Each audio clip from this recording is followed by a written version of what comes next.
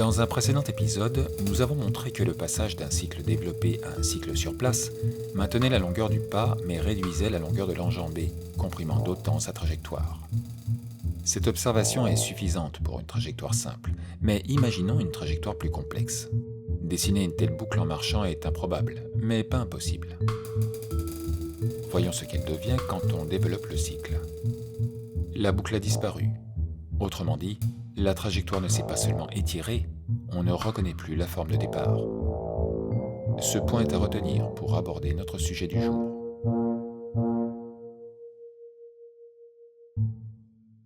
Comme pour la marche, l'amplitude à prévoir au sol d'un cycle de course sur place est la longueur de recul du pied durant son appui. Cependant, cette longueur n'a plus rien à voir avec celle du pas qui résulte, cette fois, d'un bond entre deux appuis. La longueur de recul au sol exprimant une durée d'appui, elle ne tient pas compte de la durée de suspension. On peut reconstituer le développé à partir du cycle sur place. On trouve la longueur du pas en multipliant simplement l'écart entre deux appuis, un écart constant, par la durée du pas, qui vaut la moitié du cycle. Cet écart entre deux appuis n'étant rien d'autre que la vitesse, la longueur du cycle développé vaut sa durée multipliée par la vitesse en centimètres par image. Cette unité en centimètres par image donne une vitesse sur le papier que l'on pourrait, en connaissant le rapport d'échelle, convertir en vitesse réelle de course, en mètres secondes ou en kilomètres/heure. Observons les trajectoires d'enjambées développées. Leur forme longue et vallonnée évoque un matelas moelleux. Quand on passe au cycle sur place, elles prennent une forme de coussin que l'on peut rapprocher de la forme en molaire vue dans le précédent épisode, synthèse de deux modèles de trajectoire d'enjambée de base, celui portant le pied en arrière, l'autre en avant. Cette forme est tout à fait acceptable si on admet qu'en animation on fait ce qu'on veut. Cependant, elle n'est pas tout à fait ce que l'on observe chez de vrais coureurs. En analysant pas à pas le mouvement d'enjambée d'une course, on distingue les moments suivants.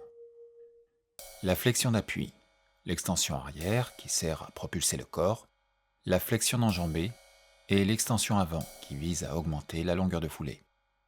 Flexion d'appui, propulsion, flexion d'enjambée, extension avant. Ces quatre moments dessinent un modèle à deux inflexions, la poulaine. Celle-ci conviendrait à un sprinter.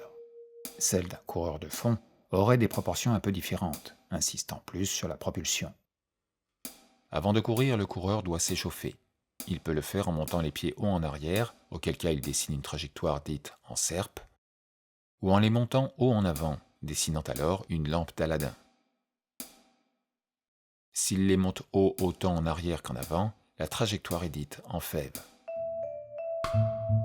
Nous reconnaissons des trajectoires vues avec la marche, dans des proportions un peu différentes. On y retrouve donc les modèles de base, soit seuls, soit combinés.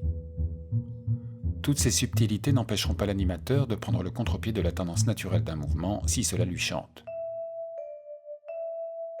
Prenons par exemple cette course, celle d'un certain Valentin cherchant son amoureuse cachée dans un champ de blé pour lui offrir son cœur. Gonflé à bloc, Valentin ne sait dessiner sur place que des trajectoires parfaitement circulaires, en tout cas si on considère la trajectoire des pieds relativement à eux-mêmes.